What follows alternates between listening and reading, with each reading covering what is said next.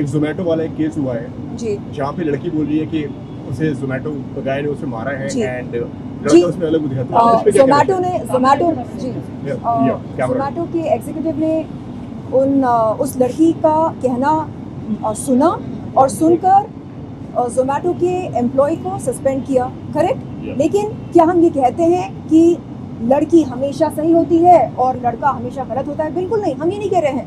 हम कह रहे हैं एक बार आप सुन लीजिए। तो मैं धन्यवाद देती हूँ जोमेटो के एग्जीक्यूटिव को जो उन्होंने जो लड़की है, क्या नाम है उनका, कोई सोशल मीडिया इन्फ्लुएंसर है, हाँ, तो उनकी कहानी सुनकर, उनका बयान सुनकर उन्होंने सबसे पहले जोमेटो के एम्प्लॉय को सस्पेंड किया। अब ये देखना है कि किसकी बात में कितनी सच्चाई है। तो सच्चाई बाहर आ गई है या बहुत जल्द आने वाली है और दोनों पक्ष की बातें हमने सुनी हैं। अब देखना ये है कि पुलिस किसके पक्ष में न्याय देती है। एंड सोशल मीडिया पर ये कहा जा रहा है कि एक्चुअली वो जो जख्म हुआ है लड़की के नाक पर, वो उन्हीं के फिंगरिंग से हुआ है। अब इस बात का खुलासा हो अच्छी तरह से, पुलिस इन्वेस्टिगेशन करे और पता लगाए कि असल में आरोपी है कौन। क्या यहाँ पर पीड़िता खुद आरोपी है या मामला कुछ और है? तो मैं ये नहीं कह रही हूँ कि हमेशा नारी जो है वही सही होती है और पुरुष जो है वो हमेशा गलत होता है, बिल्कुल नहीं। ये एक बहुत ही रूढ़िवादी सोच है, मतलब क्या बोलते हैं उसको, बहुत ही प्रिमिटिव सोच है। मैं स्टीरियोटाइप सोच है। मैं इस सोच को बढ़ावा नहीं देती हूँ। मैं केवल ये कहती हूँ कि उन महिलाओं को हमें बढ़ावा देना चाहिए जो आगे बढ़ना चाहती हैं लेकिन किसी ना किसी वजह से वो पीछे रह गई है। शायद कोई ऐसा अनुभव रहा होगा उनका जिसकी वजह से वो पीड़ित हैं। उन्हें मदद की ज़रूरत है, उन्हें सहारे की ज़रूरत है, उन्हें प्रोत्साहन की ज़रूरत है। और वो हम कहाँ से ला कर दें उन्हें? जब हमारे खुद के अंदर इस तरह की भावनाएं ना हो तो हम क्या ऑफर कर सकते हैं आगे वाले को? तो मैं चाह रही हूँ कि सबसे पहले हमारा हृदय परिवर्तन हो, इस समाज का जो कलेक्टिव कॉन्शियसनेस है उसमें बदलाव आए।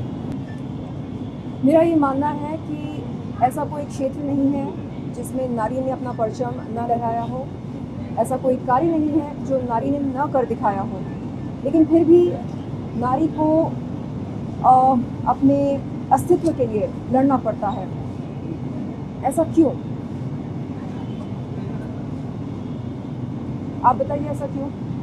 क्योंकि मुझे लगता है कि जितना भी हम नारी प्रगति, नारी शक्ति, नारी शिक्षा को बढ़ावा दें वो कम है। हमें पहले से ज़्यादा और अवेयरनेस क्रिएट करनी चाहिए नारी शक्ति के लिए।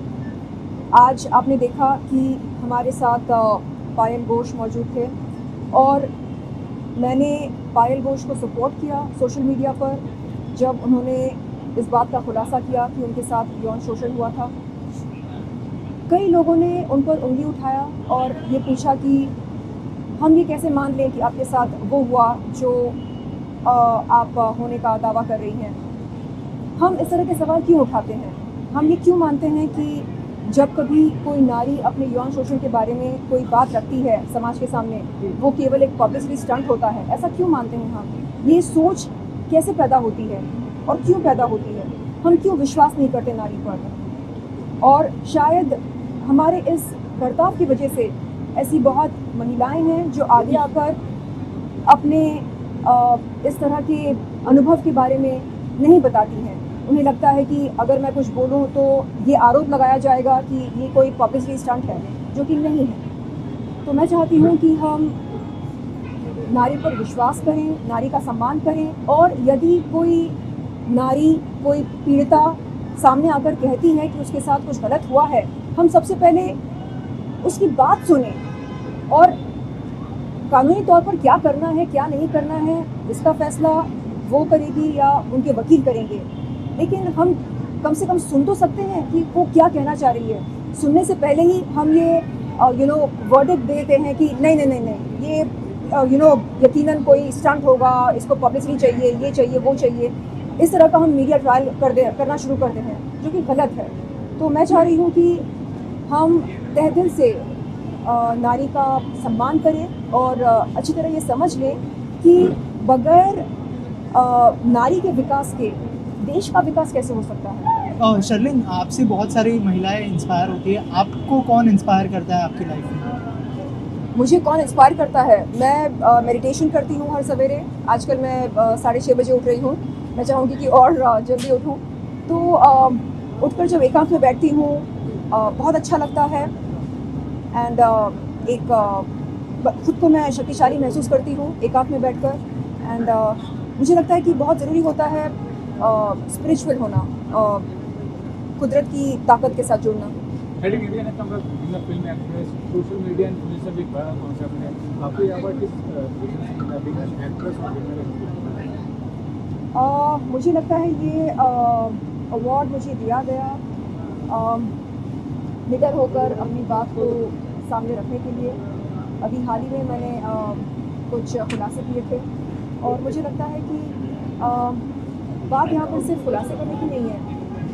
हमें आमतौर पर डर लगता है ये सोचकर कि अगर मैंने ये स्टैंड लिया तो समाज क्या कहेगी मेरे बारे में, या क्या मुझे इंडस्ट्री में काम मिलेगा।